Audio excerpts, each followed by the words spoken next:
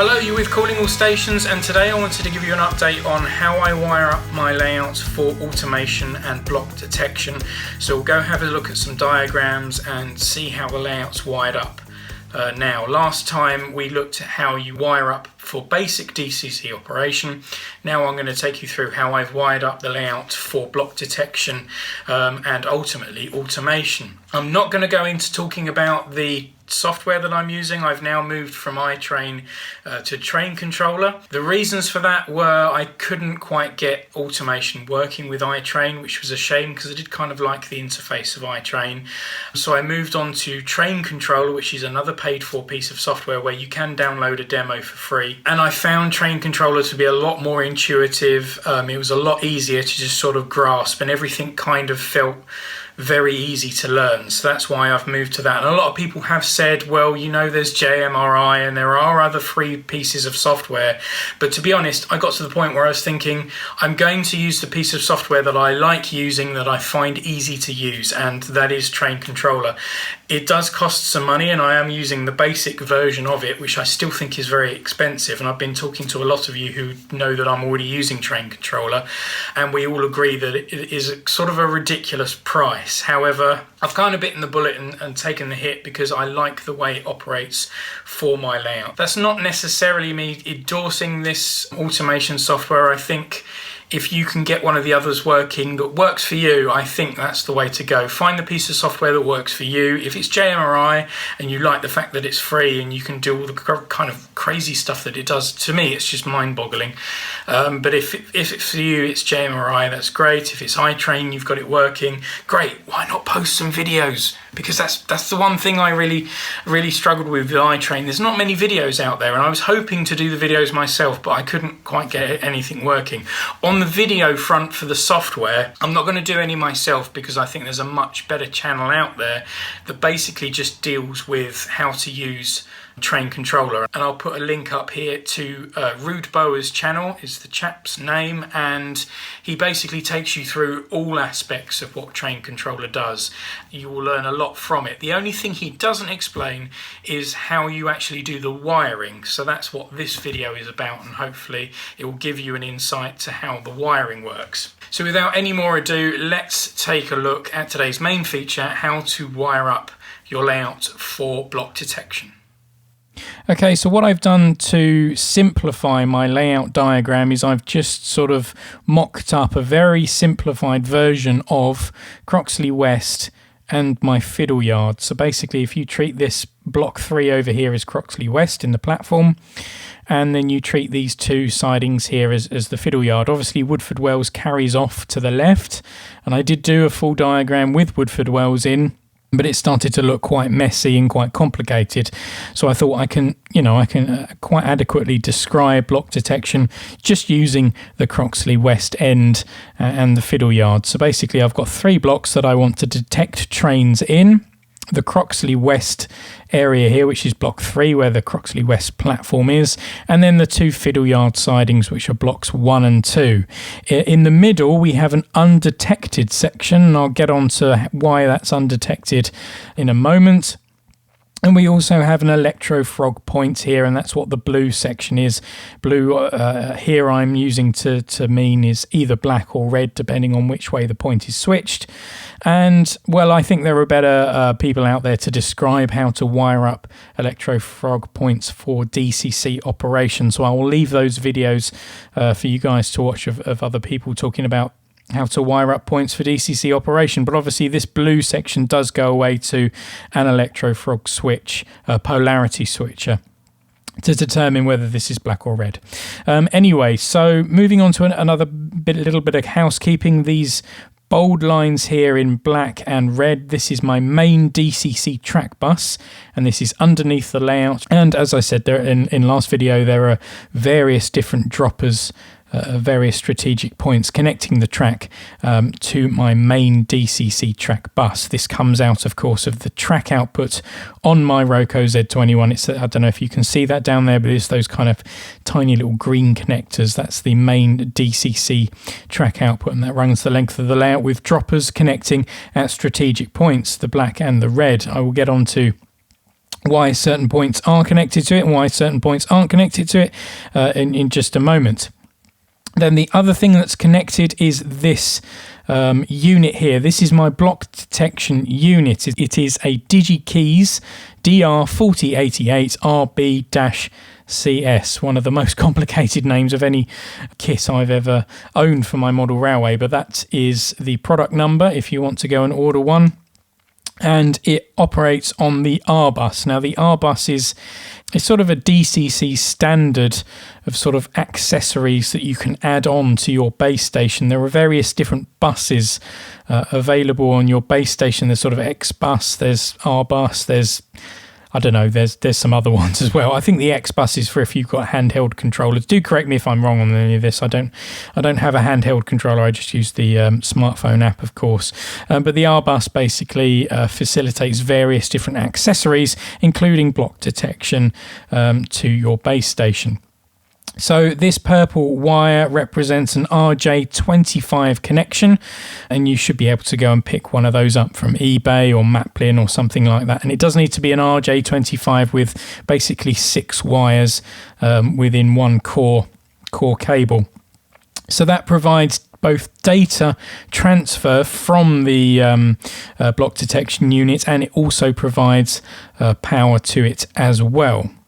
So how do you wire up for block occupancy detection? This is block detection using occupancy as the detection method. There are other ways of doing block detection. You can have sensors underneath the track which trip when a train enters a section and then doesn't leave a section, but I'm using occupancy detection, which basically this unit detects when a train is drawing current, and then it feeds some information back to the base station and ultimately to a computer piece of software which then does some kind of programming with it. Now the good news is when you're setting up DCC block occupancy detection like I have, is you only have to isolate one side of each block and one rail on each block. So what do I mean by that? Well, if you look at the black DCC bus wire, which is one side of the DCC bus, you'll see that the connection is continuous. So there's a dropper here going up to block 3, and this rail is continuous, and it runs all the way down to block 2, where there's another dropper, just for redundancy's sake, and that goes back down to the DCC bus. And in block 1, there's also a connection from this rail back down to the DCC bus as well.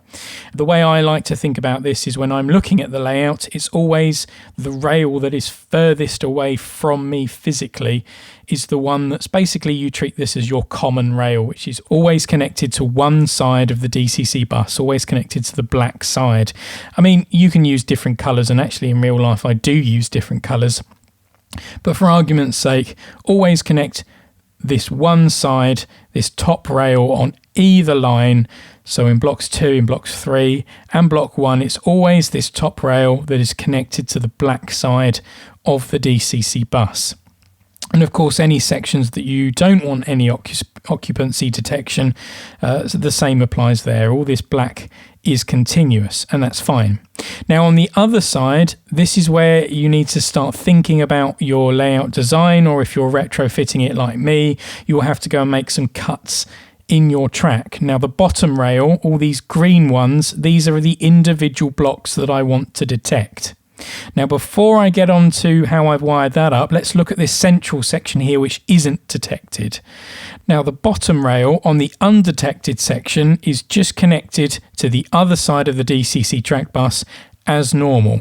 So this is basically how you'd wire any normal standard layout without any block occupancy detection. You've got one black rail and you've got one red rail, and you always want them to be the same so you don't get any shorts. Again, I won't go into the polarity switching for the electro for a point. It's perfectly acceptable to have areas of your layout in occupancy detection that are not detected. In actual fact, it's very useful because you kind of really don't want points to be detecting trains, because then, well, it's going to get really complicated if you do want your points to detect trains. The system I'm using will also start to get confused if the points are detecting trains. It won't know which way to throw it to connect two blocks together. So you're always going to have sections of your layout which aren't detected, and they just wire up completely as normal. The red rail goes down to the red side of the DCC bus, and don't forget the black rail is still connected there to the DCC bus on the black side. Now, the green sections are my 3 individual blocks, and I want 3 separate blocks that I want to detect trains in. I want to detect them in the 2 Fiddle Yards, and I want to detect them in Croxley West platform, which is block 3 over here. Now, on this side, the bottom rail needs to be physically isolated from the rest of the layout. So over here, if this layout continued, which it does in real life, there needs to be a completely isolated part of rail here as well, and this same goes for carrying on over here. This rail would need to be completely isolated.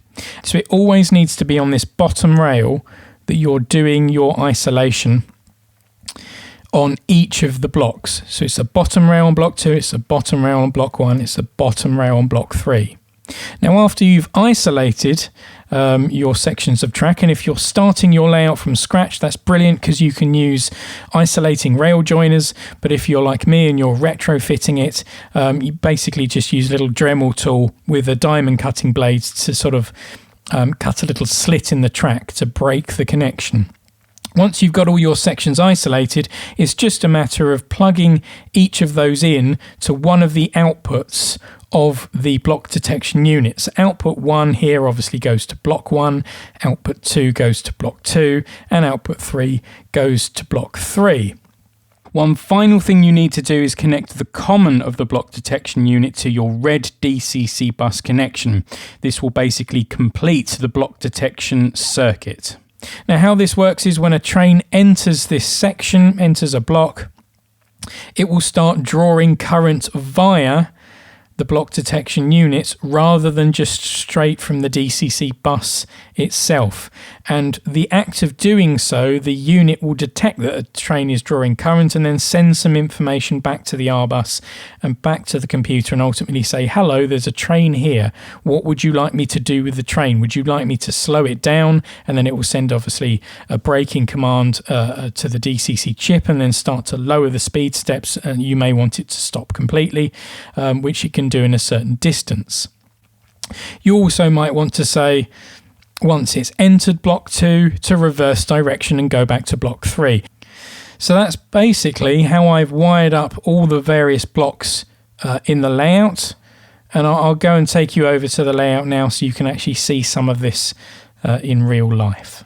So we're actually at the Woodford Wells end of the layout, but the principles are all exactly the same. I just thought it would be easier to show you the block detection here than on the Fiddle Yard.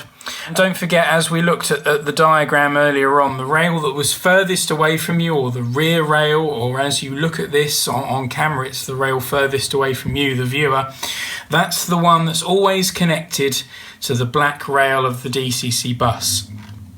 The bottom rail, that's where I do my isolation for various different sections. So obviously I've got 2 isolating sections for each of the platforms. Platform 3 here and the parcel shed, that's all operating as normal. I haven't put in block detection for these 2 regions yet. I might do that in the future, but at the moment platform 1 and 2 down this end of the layout are the only bits with block detection. So from here all the way down to the end of the platform, that is one block which is capable of detecting a train. To achieve this, you've got to put in that break in the rail to isolate that section, and hopefully you can see that down here. You can see the mark that I've made with the Dremel cutting tool. And if you're retrofitting this to your layout, you will need some kind of Dremel tool with a diamond cutting disc to actually sever a connection between your rails. And you can see that there's kind of a mark that's been left, and I will have to go back and model over that and kind of paint over that to hide that. But from there on to the left, that is my block detection unit for platform 2, and that runs all the way down to the buffer stops, which I'll get onto in just a second. But here you can see where I've put the individual dropper in for that block detection section, and then that runs down to the Digi unit here. It's that red wire going into input 2. I'll come down here and just show you some of what the lights mean. The green one just means that the unit's working, and the red one flashing away there, that means that it is detecting a train. And it's obviously detecting a train in platform 1 and platform 2. So just to show you how the block detection works with the computer software, and I'm not going to go too much into the computer software, once again do check out Rude Boa's channel to how to set up train controller. Over here you'll see I've got my full layout diagram, and all these large sections here, all these large chunks, they are the individual blocks. Now if you remember back earlier on in the video, I said I hadn't wired in platform 3, and I actually haven't wired in some of the fiddle yard blocks either. I've basically drawn this diagram out for when I do wire in all the blocks on the layout, but at the moment only platforms 1 and 2 are actually wired in to the block detection unit. So what's going to happen as I move this coach over, the isolating section, don't forget that this section here is undetected, and this section here, platform 2, is detected. As I move this coach over, which has lighting in and is enough to trigger the block detection unit, as I move that over the join, the coach starts drawing current from the block detection unit, and there you can see it lights up red. So I'm just going to do that again. I'm going to move it out of the block this time, and you'll see on the computer that the light will extinguish.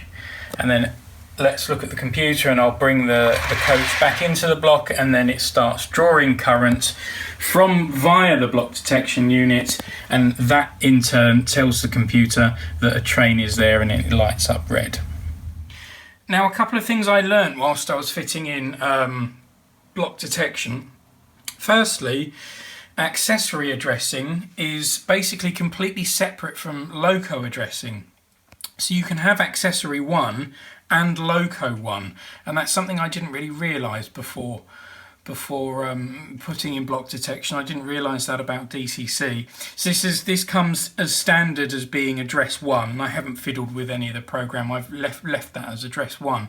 I think it's probably worth checking that applies to your DCC base station. It certainly does for the Roco Z21, where you can have an accessory, for example, that's addressed number 1, and you could also have a loco that's addressed number 1. The other thing I learnt was these buffer stop lights made by Train Tech, which just clip into your DCC track with no additional wiring required. They draw enough current for the block detection unit to think that there's a train. So I've actually had to go and isolate them completely from the rest of the detected sections. That's why there's a little blob of solder down there. That's connecting that side of the buffer stop light back to the main part of the DCC red bus. They are enough to set off the block detection. So I was sitting there thinking, why is it detecting a train when there wasn't actually one in the block? It's because these lights will draw enough current to make the unit think that there is a train. So do watch out that when you're planning your block detection on your layout. Okay, I hope that gave you sort of an insight in how to begin designing your layouts for block detection and ultimately automation. Again, at the start of the video I said it could be train controller like I'm using, or it could be iTrain, JMRI. I think Hornby also do a piece of software for their Elite. And Bachmann are also going to bring out a piece of software as well. One thing I want to show you before you go is this coach which I've been working on. Now this is a BR Mark 1 brake coach in a rather unusual livery. And I did put a post out on Twitter saying, does anyone know what this livery is? Somebody said that it could be C-Link, and it is close to C-Link, but it's actually a London Underground Departmental livery that I think was fairly short-lived. It appeared on the Steam on the Met event, which started in 1989. So London Underground had obviously got hold of some of these extra coaches, and I think the deal was it was easier to buy the coach than it was to rent it. So they obviously bought one and then put a fresh livery on it. Because London Underground obviously don't have uses for BR coaches, they obviously made up their own livery, which is what this livery is, and I'll put up a picture shortly. Pictures of this particular coach are fairly hard to come by, so if anyone knows of any extra pictures of these, I'd be most grateful, because pictures of this coach is very hard to come by. There are a couple of finishing touches I do need to make, like a roundel here and some running numbers, but basically this started out in life as a Hornby or Lima BR green brake coach, which are very easy to take apart. There's 2 screws on the underside. Yep, 2 screws. The screws release the roof. The roof can then unclip separately, and then these 2 body panel parts actually are completely separate, which makes respraying exceptionally easy. It's a very easy coach to do a respray on, because you can separate all the parts quite easily. You can separate the glazing quite easily. It was a very easy job. So I would recommend getting one of these old Hornby Mark 1 coaches if you want to start investigating doing resprays into your own liveries. In terms of how to apply this particular livery, it's very easy. I did a grey coat of primer, then I did a coat of white, and then I did the red and blue stripes. And the red and the blue, incidentally, they do look a bit of a different colour in the camera. I know a lot of modelers say that on camera a lot of their models and colours are a bit different than it is in real life. In real life, this red is a lot less pink. It is closer to the actual real life variant. But to be honest, I didn't go out and buy specific colours. I just used the red and the blue that I had in my stocks. There weren't any special reds or blues. So that's basically how I made that coach. It was sort of a very easy entry level respray, I think. I've never done any respraying before. It wasn't as scary as I thought it was going to be. And if you are starting out doing resprays, do it on something very basic and very cheap to start with and see how you go. And these coaches, these can be picked up on eBay for a few quid. So do try it with one. There are a couple of little blemishes around these door handles where the masking tape was very hard to apply. To be honest, overall, the sort of livery application is, if I don't say so myself, quite crisp and quite nice. It does need some transfers. It needs a London Underground roundel here, and it needs some running numbers at the end.